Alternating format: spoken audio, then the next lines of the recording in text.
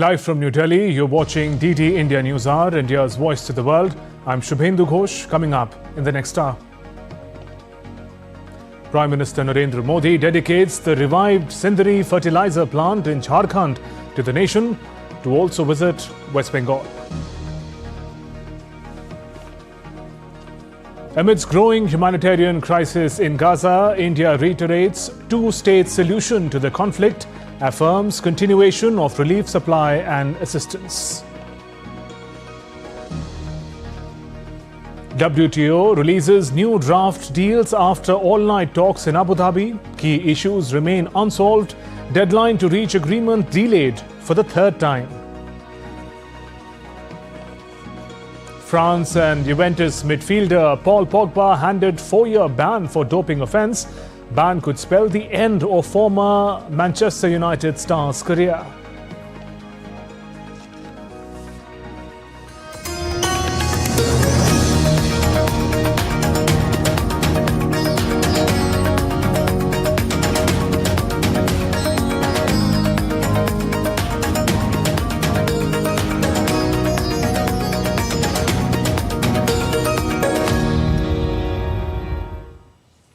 India's Prime Minister Narendra Modi has begun visit to 3 eastern states with Jharkhand today.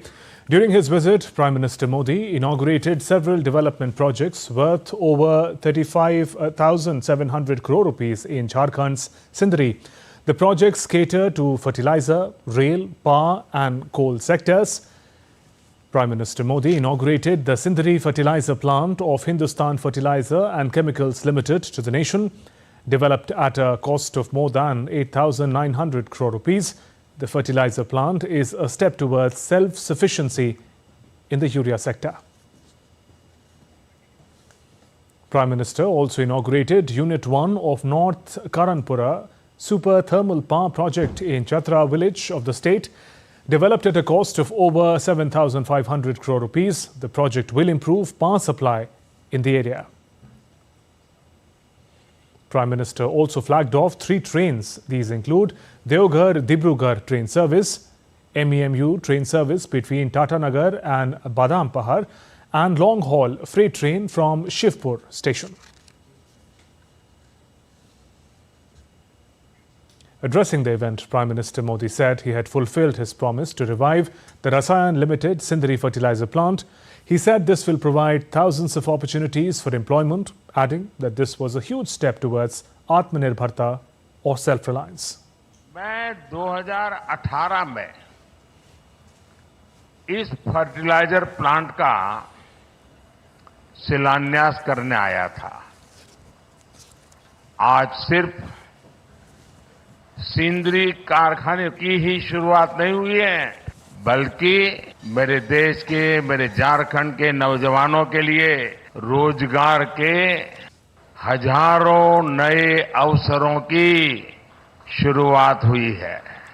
इस खाद कारखाने के लोकार्पण के साथ ही आज भारत ने आत्मनिर्भरता की ओर भी एक बड़ा कदम उठाया है। Microsoft co-founder and philanthropist Bill Gates met India's Prime Minister Narendra Modi in the national capital, New Delhi, on Thursday. Discussions in the field of agriculture, health, climate was held in the meeting. Both the leaders also discussed lessons that one can take from the world. After the meeting, Prime Minister tweeted and said, "A wonderful meeting indeed. Always a delight to discuss sectors which will make our planet better and empower millions of people across the globe."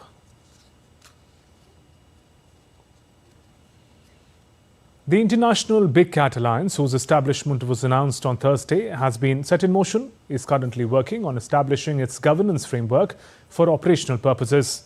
16 range countries hosting big cats and 9 international organizations are already on board to be part of this alliance. India is also set to initiate the translocation of tigers to Cambodia, aiming to bolster the big cat population in the region. Additionally, Kazakhstan is in discussions with India regarding the potential translocation of tigers. Cabinet on Thursday approved establishment of International Big Cat Alliance with headquarters in India.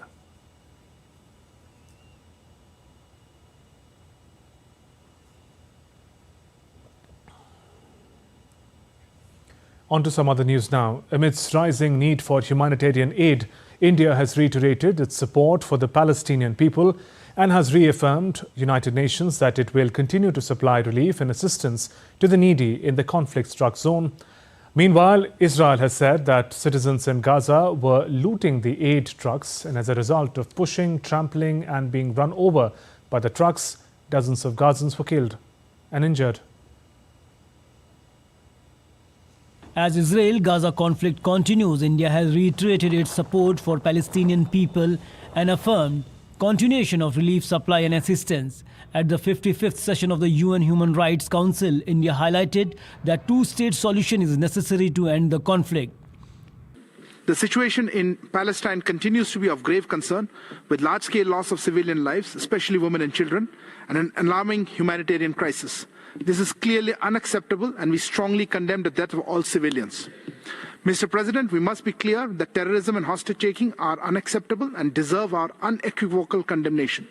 India has a zero-tolerance approach to terrorism. The return of hostages is imperative.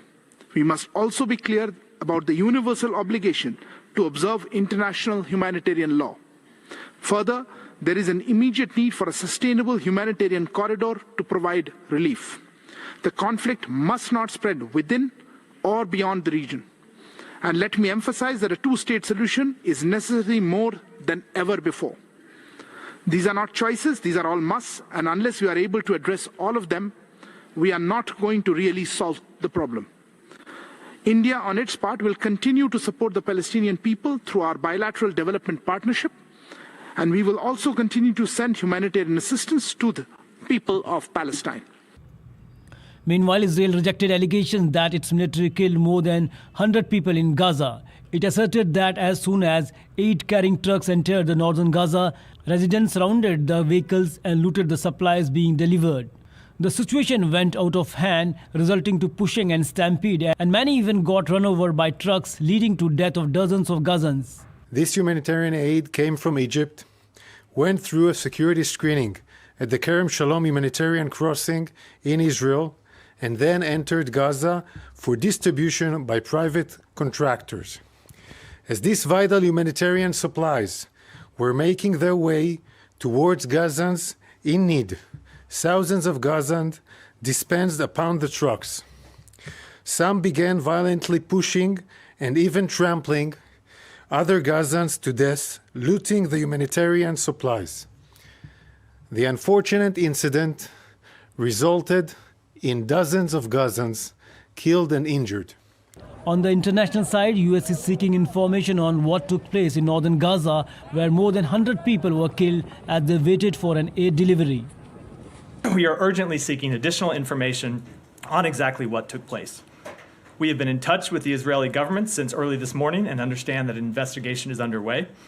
We will be monitoring that investigation closely and pressing for answers.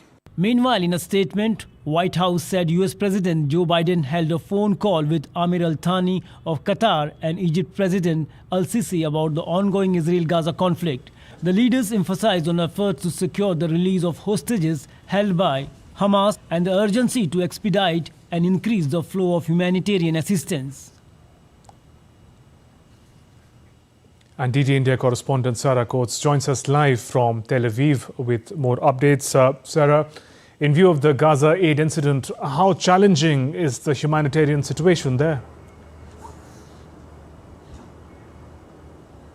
Hi, Shubhendu. This incident on Thursday only highlights just how dire the situation on the ground actually is, that when these aid trucks arrive, there is so much chaos as people are just frantically trying to get their hands on whatever they can. According to the United Nations, more than 500,000 people in the Gaza Strip are on the brink of famine, with the World Food Programme saying that this will possibly happen by May if the threat is allowed to materialise, with the agency adding that Gaza is seeing the worst level of child malnutrition in the world. We've also heard from the US State Department in the wake of that incident on Thursday. it is now calling for Israel to open as many entry points into the Gaza Strip as possible to facilitate more humanitarian aid into the Strip, with the department spokesperson saying, if anything, yesterday's incident just really highlights the desperation on the ground. And amidst these dire developments, Sarah, what is the progress made on ceasefire talks? It certainly seemed as though there was a bit of headway to those comments that we heard from the US President Joe Biden a little earlier this week, but he is now walking those comments back.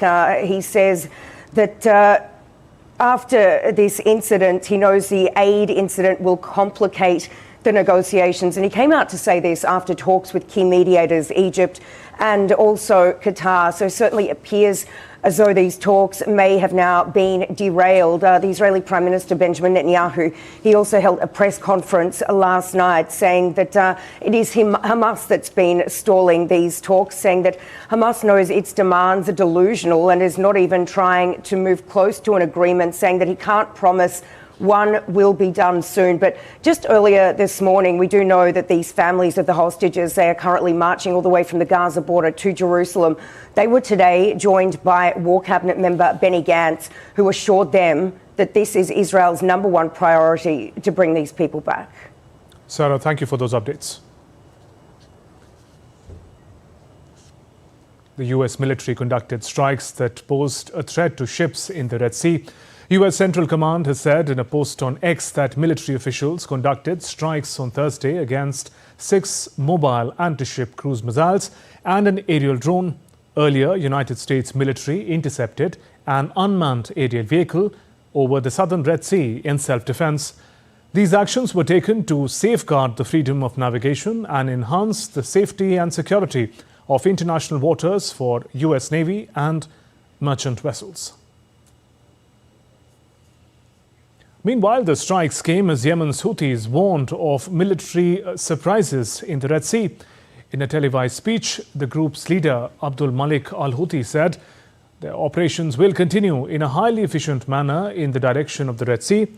Houthis have repeatedly launched drones and missiles against international commercial shipping since mid-November last year, saying they are acting in solidarity with Palestinians against Israel's military actions in Gaza. In retaliation for the attacks on Red Sea shipping, United States, Britain began striking Houthi targets in Yemen last month. Updates now from the Russia-Ukraine conflict. Ukrainian forces have pushed back Russian troops from the village of Orlivka, west of Avdiivka, but situation on the eastern front remains difficult. Orlivka is less than 2 kilometers northwest of Lysychansk, which was occupied this week by the Russian forces. Russian forces last week captured the eastern Ukrainian city of Avdiivka after months-long assault and are pressing on other areas along the front line.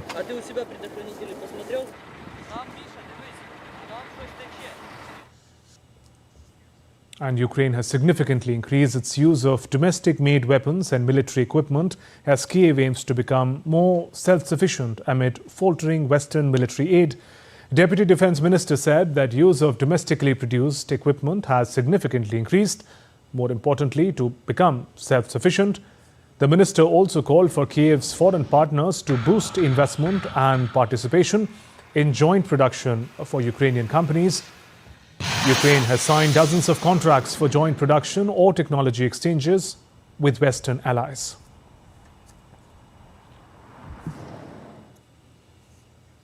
Meanwhile, the group of 20 or G20 finance ministers failed to agree on a joint statement as they wrapped up talks on Thursday, with divisions over the conflicts in Gaza and Ukraine overshadowing efforts to forge a consensus on global economic development.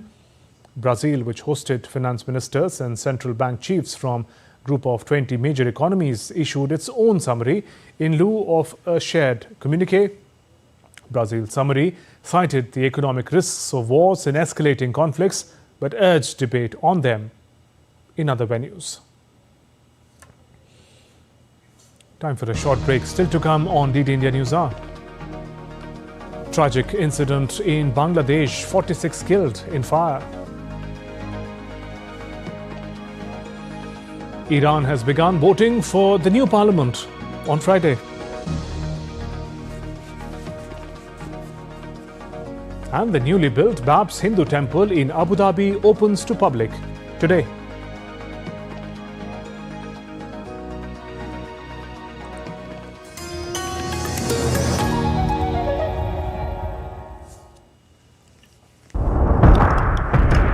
The curious case of Julian Assange.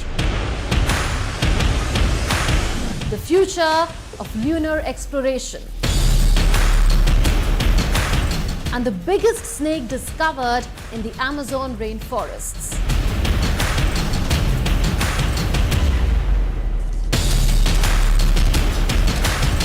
Watch Connecting the Dots every Friday at 8 p.m. IST on DD India.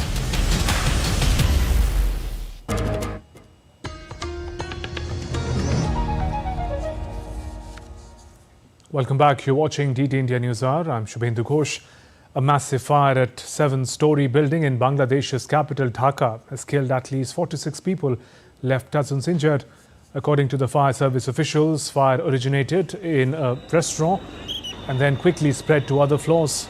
Bangladesh's Health Minister Samantha Lal Sen told reporters after visiting Dhaka Medical College Hospital that the injured are admitted with severe burns and are in critical condition. A 5-member committee has been formed to investigate the incident.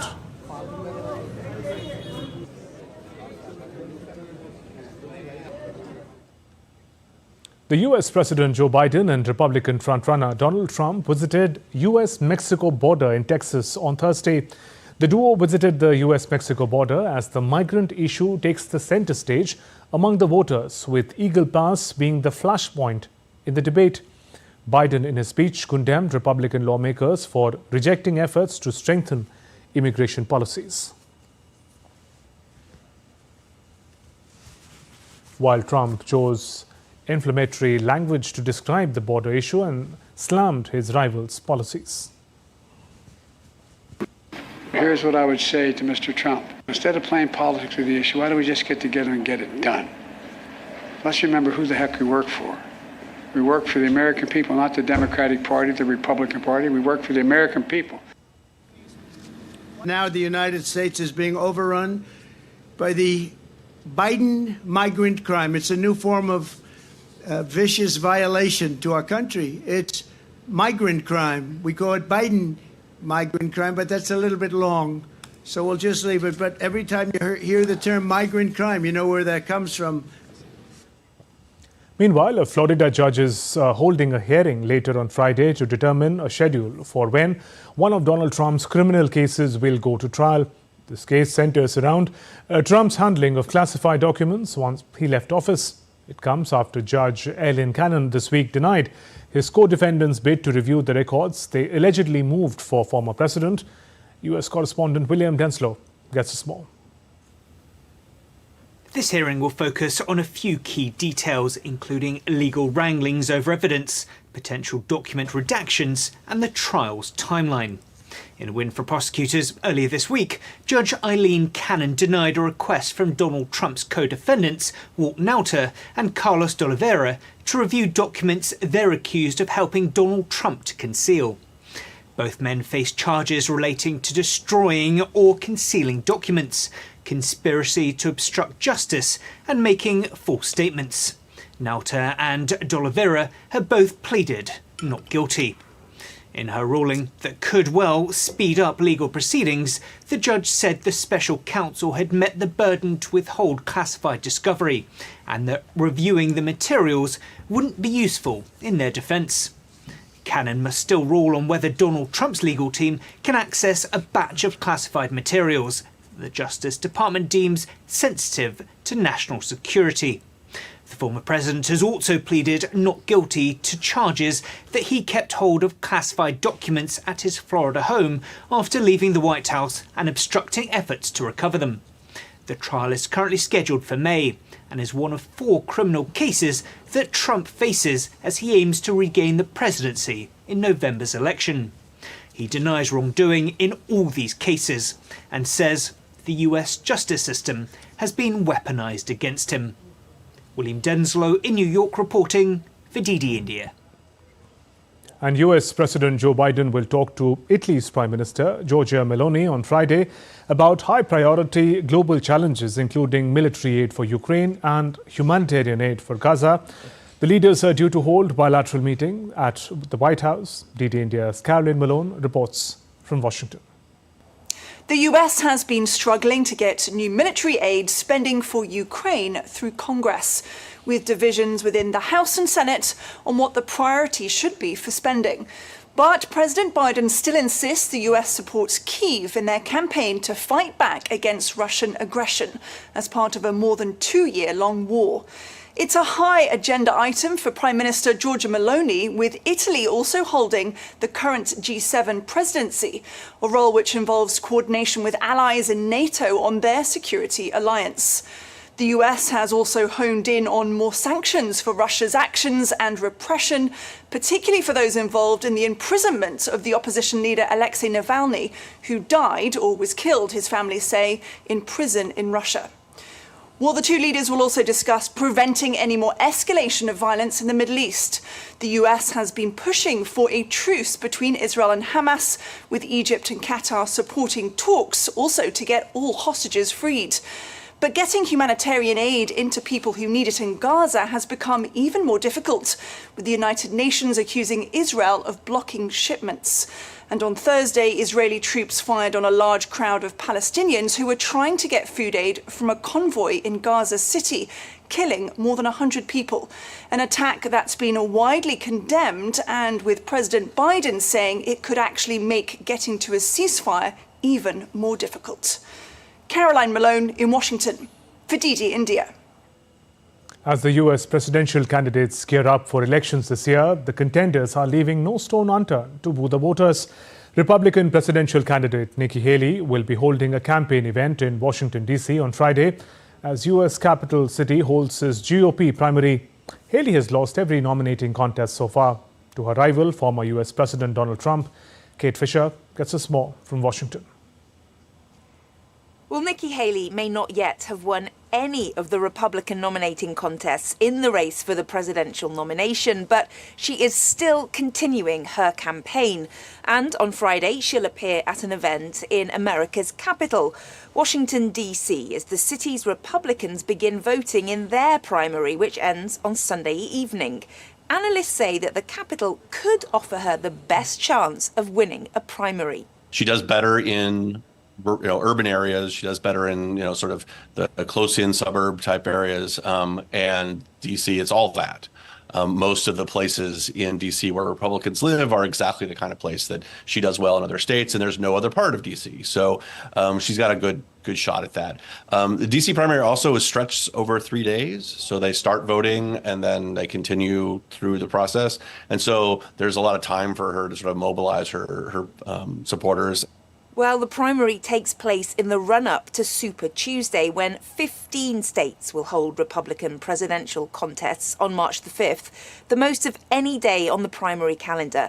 Haley's always said that she would compete on Super Tuesday, but it's unclear what she'll do if she continues to lose to Trump. She's refused to publicly commit to anything beyond then. In Washington, Kate Fisher reporting for DD India.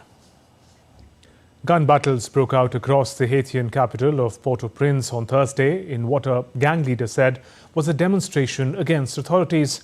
The armed clashes involving gangs, police and vigilante groups took place on the same day as Haiti's Prime Minister Ariel Henry arrived in Kenya for talks on deployment of multinational security mission in the country backed by the United Nations. Thousands fled through the streets in panic as violence forced the airport, businesses and schools to close. Special police units were also deployed throughout the city, and National Police Trade Union said 4 officers had been killed, including a chief inspector.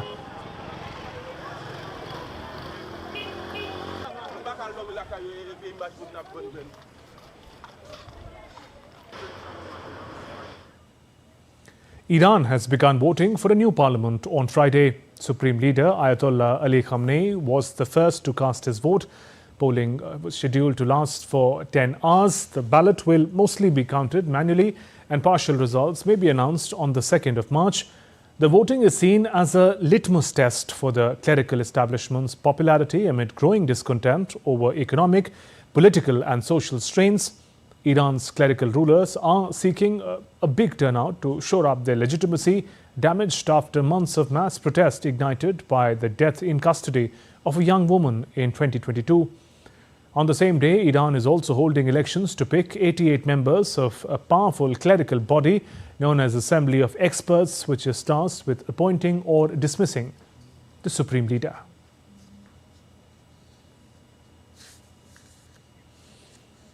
Abu Dhabi's first BAPS Hindu temple, recently inaugurated by India's Prime Minister Narendra Modi, is set to open its doors to the public from Friday. Throughout the Festival of Harmony, a diverse array of cultural and spiritual events invited people of all backgrounds to participate in the celebrations. Authorities say that the temple will be open to the public from 1st of March from 9 a.m. to 8 p.m. The temple will remain closed to visitors every Monday. There is no entry fee. However, devotees have to register on the official website or through the Festival of Harmony app before planning their visit. The unique temple in the desert spreads over 27 acres plot in Abu Murekha.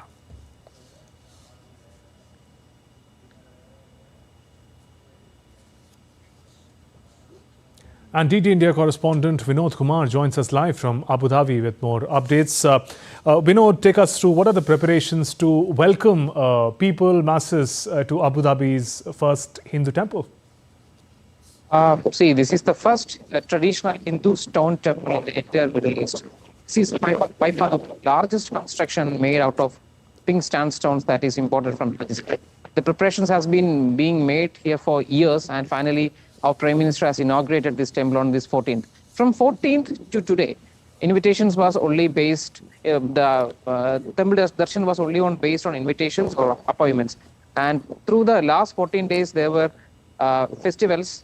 The festival is called the Festival of Harmony. In this Festival of Harmony, there were multiple segments like the Day of Civilizations, the Day of Spiritual Awakening. There are multiple days that was celebrated here. And in these days of celebrations, we had artists and other people coming from all over the world, especially from India, doing their cultural dances, other cultural artifacts here in the UAE, in the temple premises. And last Sunday, the foreign participation has crossed more than the expectations. More than 5,000 people have attended the temple cultural events in the last few days, especially in the last Sunday. And today, on March 1st, this is wide open to the public.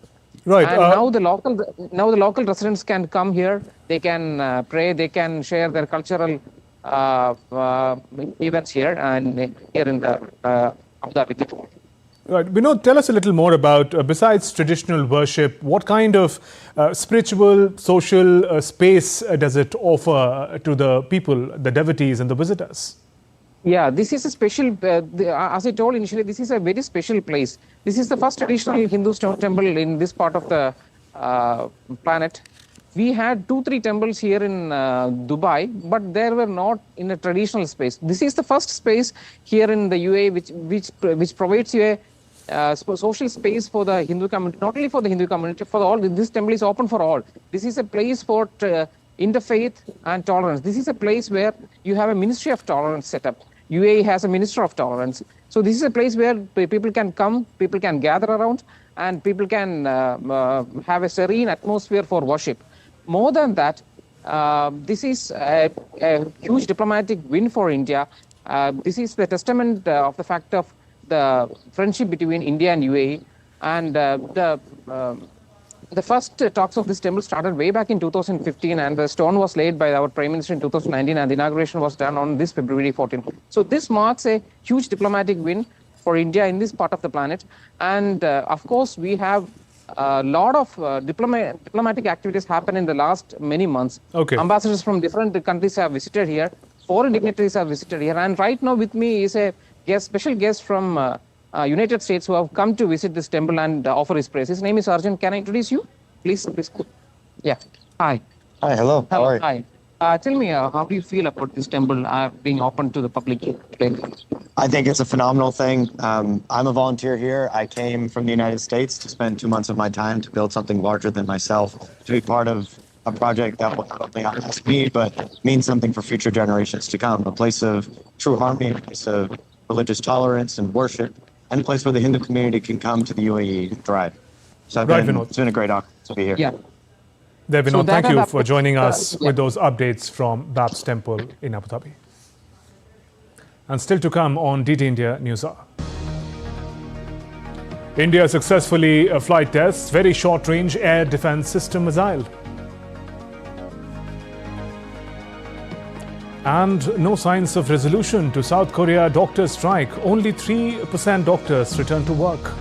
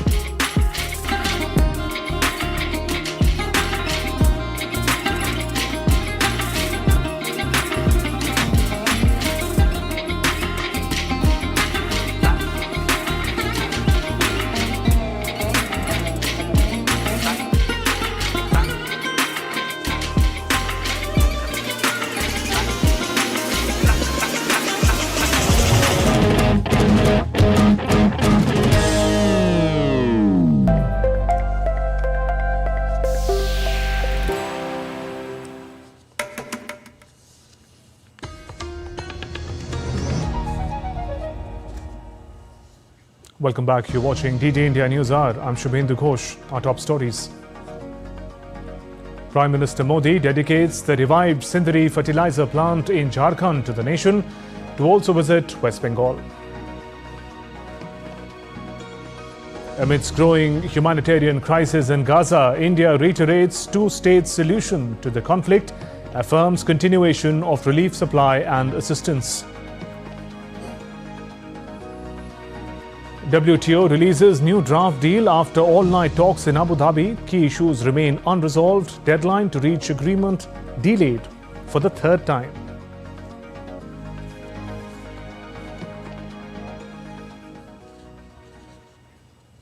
The World Trade Organization, WTO's 13th Ministerial Conference in Abu Dhabi has been extended until Friday, that is March 1st, to allow further discussions and facilitate outcomes on the main issues. At the ongoing 13th Ministerial Conference of the WTO, India stressed that all policy options should be available for WTO members to pursue for promoting digital industrialization. In these negotiations, India undertook sustenance fishing, which addresses hunger, poverty, food and nutrition insecurity of millions of traditional fisheries. India is urging for a permanent solution to the issue of public stock holdings of grain for food security programs. India has also called for restoration of the WTO's appellate body as the topmost priority of any reform process.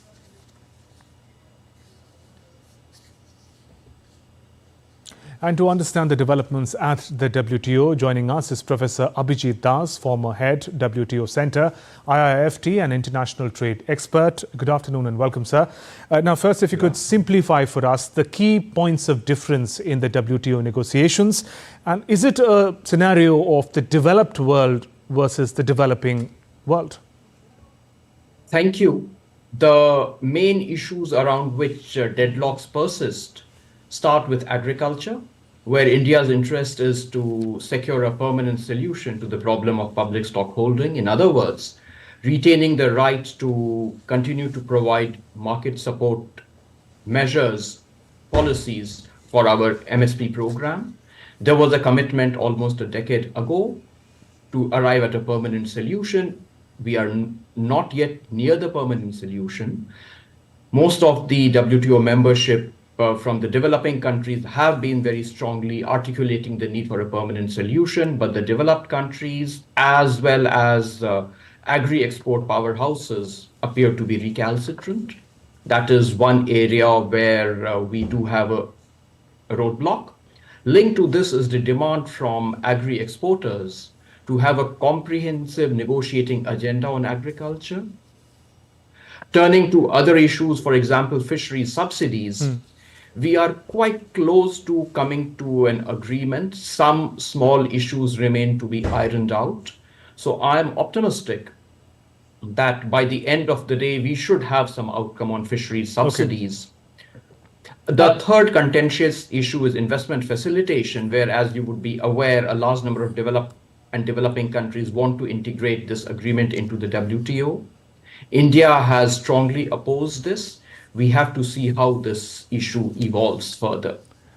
Professor Das, India is also pushing for reforms in digital industrialization as the world operates on the digital plane. Could you help us understand what the matter is and why is the House divided over the matter?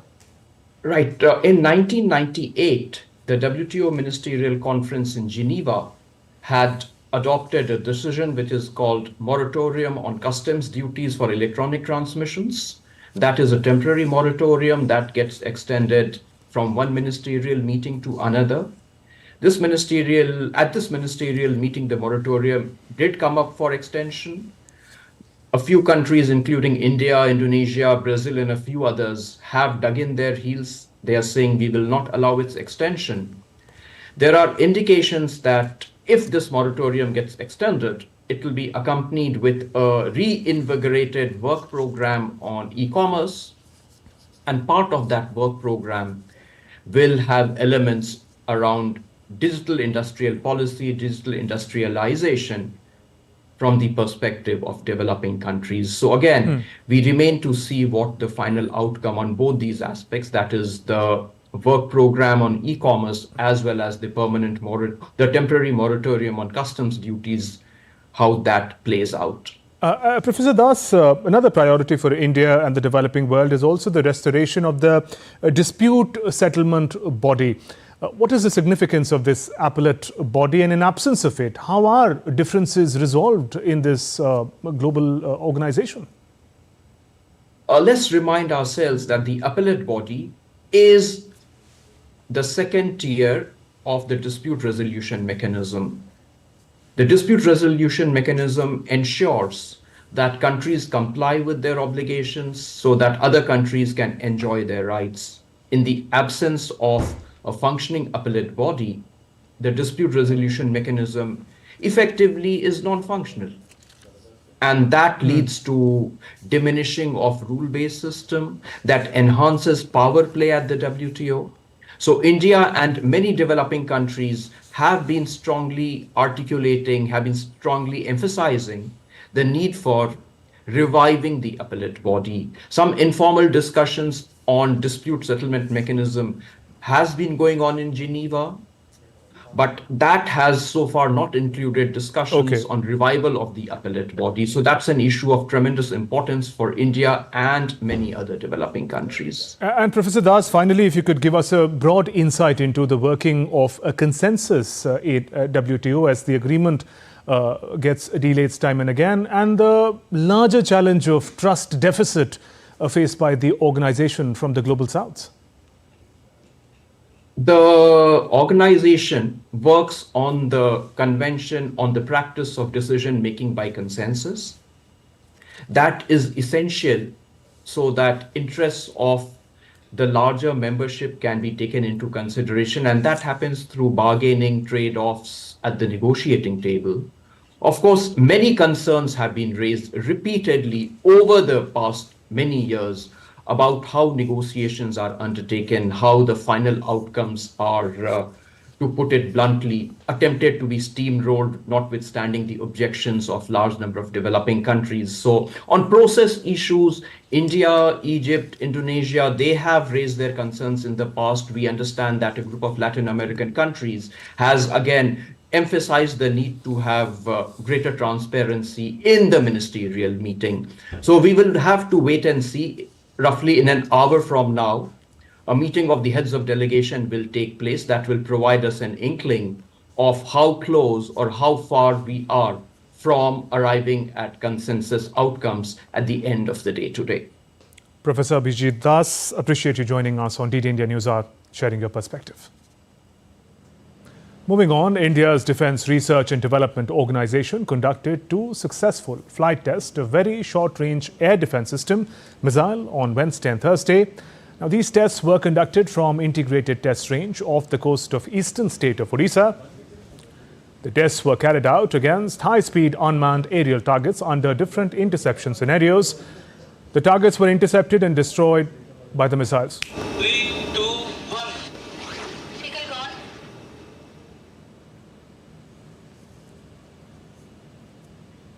Let's now take a look at other stories making news. The Indian Army and Japan Force conducted the 5th edition of joint military exercise Dharma Guardian. The exercise showcases the best practices on combat drills, strengthening capabilities, sharpening skills, and tactical fighting of both the armed forces. The exercise, which started from 25th February, will conclude on the 9th of this month. Seamless teamwork by unwavering commitment of both nations towards defence cooperation.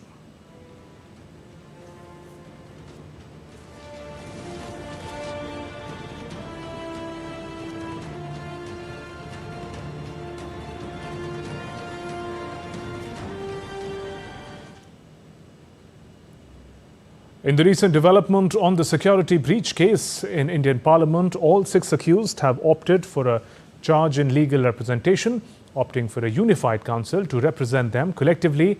All the 6 accused have been charged by the counsel. Now, all accused will be represented by one counsel. The court has listed the matter on March 11th for the next hearing. Judicial custody has also been extended till the next date. National Birth Defect Awareness Month 2024 begins on Friday. Health Ministry is undertaking various activities for nationwide awareness on birth defect prevention, early identification, timely management, and psychosocial impact that will take place throughout the month, marking the beginning of a crucial month on dedicated to raising awareness. The Information, Education and Communication, that is IEC, was unveiled here in New Delhi. The Genome India initiative, spearheaded by government, has reached a major milestone with the successful sequences of some 10,000 healthy genomes from diverse regions across the nation, encompassing 99 unique populations. DD India's Taposh Bhattacharya gets us more. In a groundbreaking endeavour, the Government of India has achieved a significant milestone with its Genome India initiative.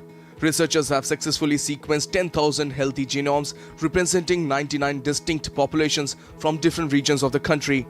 This remarkable feat has led to the creation of a comprehensive genetic map of India, opening doors to a plethora of opportunities for clinicians and researchers alike. The Genome India program of Department of Biotechnology is an exciting opportunity for us to decipher the genetic background of our country, the sources.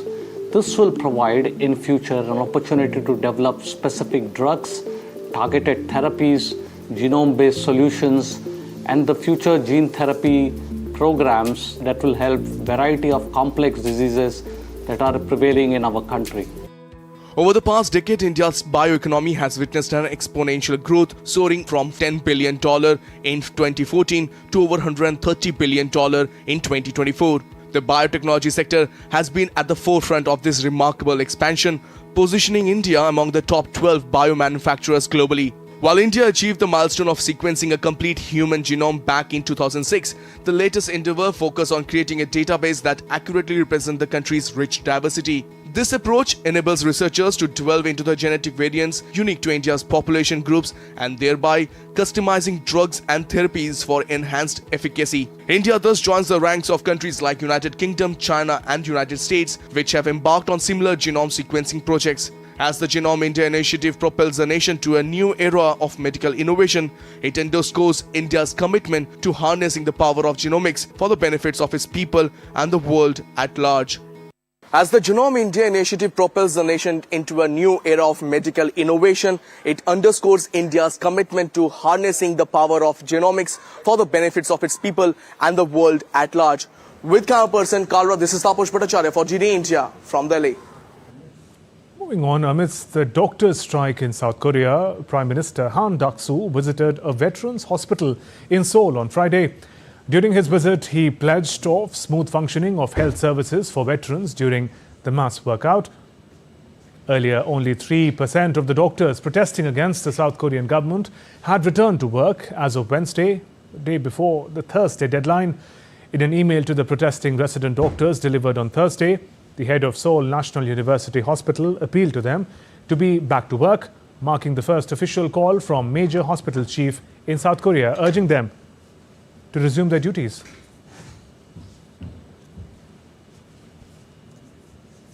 Thailand hosts a joint amphibious exercise with United States and South Korea called Operation Cobra Gold 2024. This exercise involves more than 9,000 troops. The exercise simulates a range of missions, including amphibious landings, parachute jumps, live firing on the ground, aerial weapons, cyber warfare. Cobra Gold is a bilateral maritime exercise established in 1982 between the United States and Thailand. Over the years, the exercise has expanded to include other countries, including Singapore, Indonesia, Malaysia, Japan, and South Korea.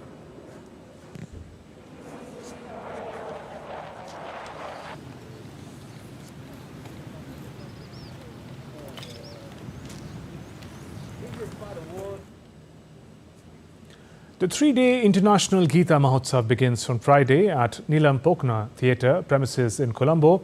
The Mahotsab is being organized with the financial sponsorship of India's Haryana Kurukshetra Development Board. In the recent years, the festival has been held in overseas countries. The festival will feature Gita Yagna, Gita chanting, Shobha Yatra, seminar on several topics of contemporary interest, and several competitions. On 4th March, a copy of Srimad Bhagavad Gita will be presented to the Parliament of Sri Lanka. The purpose of the event is to popularize the timeless teachings of Bhagavad Gita.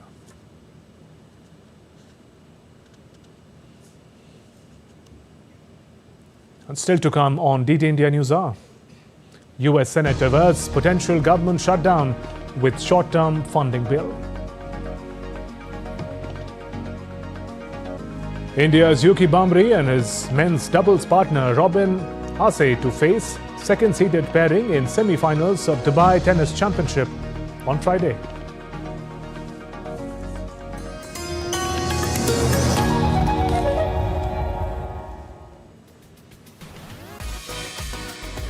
India that invents. India that innovates.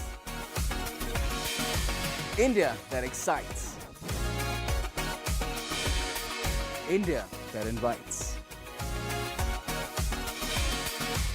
Land of possibility. Teeming with opportunities. Watch India Ideas each Thursday, 8 p.m. only on DT India.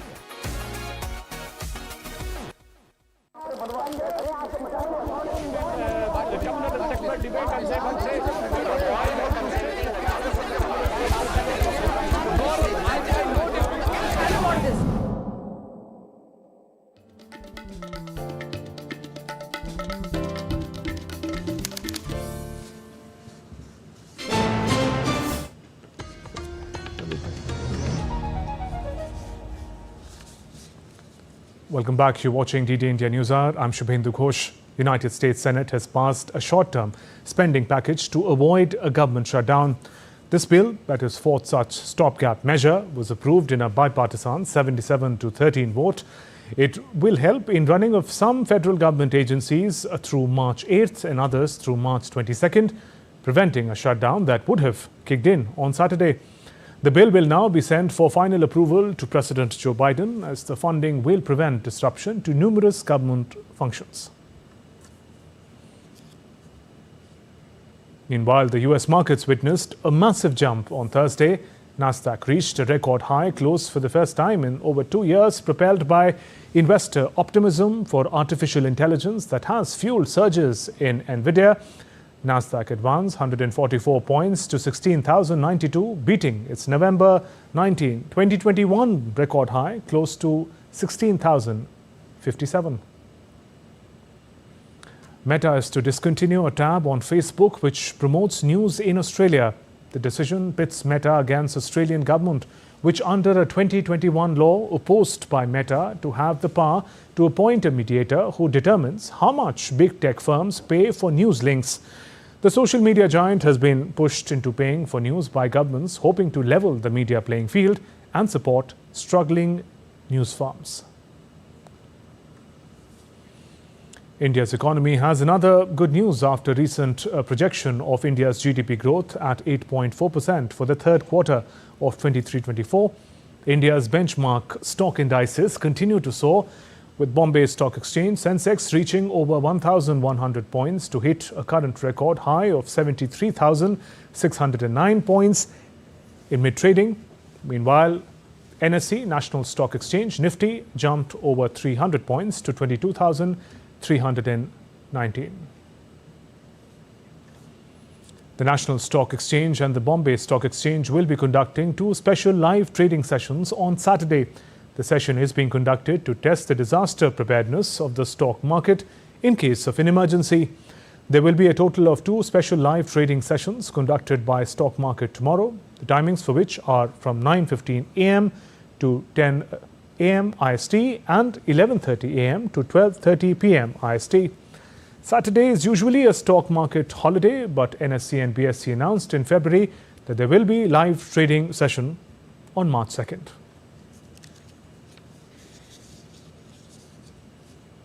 Time now for all the action from the world of sports, and joining me is my colleague Anil Thomas. Anil, should we talk about tennis first? Well, first up, tennis, yes, and Indians on a run there. India's Yuki Bhamri and his men's doubles partner, they're very much in the driver's seat as they face that second-seeded pair of Ivan Dogic and Austin Krajak in the semi-finals of the Dubai Tennis Championship later today. Earlier, Yuki made it to the first men's doubles semi-final of the ATP 500 Tour after he, along with his Dutch partner, defeated third seeds Jamie Murray and Michael Venus in the quarterfinals of the tournament. Bhamri and Haas, who came through the qualifying round to earn a spot in the main draw, trounced Britain's Murray and New Zealand's Venus in straight sets 6-4, 7-6. The semi-final berth has come after some testing times for the Indo-Dutch pairing. They had some chances but failed to close the first round matches at the Qatar Open and the Australian Open. Daniel Medvedev and Hugo Hubert set up a Dubai Tennis Championship semi-final against each other on Friday following contrasting wins in the singles. Top-seeded Russian Medvedev eased to a 6-2, 6-3 victory over Spanish 8th seed Alexandro Davidovich Fokina to keep his defense of his title on track. Frenchman Hubert seeded 5th, meanwhile saved 3 match points in his second set before going on to be third seed Hubert Hukres of Poland 3-6, 7-6, 6-3. Shifting to cricket, Australia dismissed New Zealand for 179 to take control of the first test on the second day after Cameron Green had scored a brilliant 174 not out in a defined final wicket partnership to drive the visitors to 383 all out. The Black Caps lost wickets in packs as they reeled in the face of the Aussie attack, with Glenn Phillips' aggressive 71 serving only to save the home side from deeper embarrassment in front of a sellout crowd at Wellington's Basin Reserve. Australia chose not to enforce the follow-on, but the wickets kept falling, with skipper Tim Southee dismissing Steve Smith and Labuschagne cheaply as the shadows across the ground lengthened.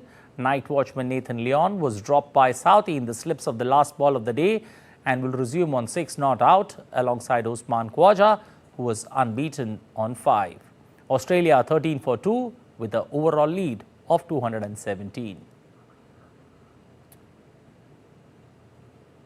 India's Srisa Jolly and Gayatri Gopichand advanced to the women's doubles quarterfinals of the German Open Super 300 badminton tournament. The Indian pair pulled off a comfortable 21-10, 21-11 straight game win over the Czech Republic duo of Sofia Hornikov and Katharine Zuzakov in the round of 16 match. The Indian duo will next play the winner of the match between Francesca Cobbett and Alison Lee and 6-seed Jing Yi and Zhu Min Lu on Friday. However, it was curtains for the Indians and the women's and men's singles events, where India's Akrishi Kashyap lost to 6-seed Ma Blinkfeld of Denmark in the round of 16, and Satish Kumar Karunakaran was shown the door by Ireland's Nat Nguyen in the men's singles second round. On to football, France and Juventus midfielder Paul Pogba has been banned for 4 years for a doping offence earlier this season. Pogba was provincially suspended by Italy's National Anti-Doping Tribunal in September after testing positive for testosterone, a banned substance. The test performed after Juventus' 3-0 series opening victory at Udinese on August 20th detected testosterone, a hormone that increases athletes' endurance. The 30-year-old was an unused substitute in that game. Pogba's positive doping test was also confirmed in a counter-analysis on a second sample in October. Juventus did not comment, but a source confirmed that the club had been notified about the decision of a 4-year ban and would assess the next step.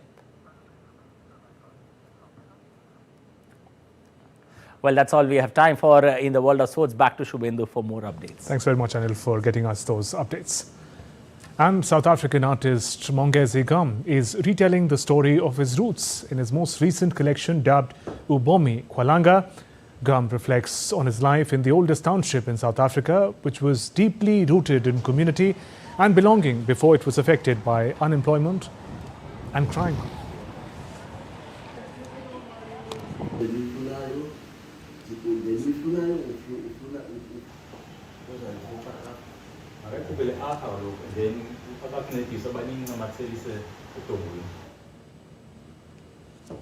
That's all for this edition of DD India News Hour. Let us know your thoughts on the news of the day. You can connect with us on Facebook, X and Instagram. We'll be back with more news as it breaks here on DD India. I'm Shubhendu Ghosh from all of us here in Delhi. Thanks for watching DD India News Hour.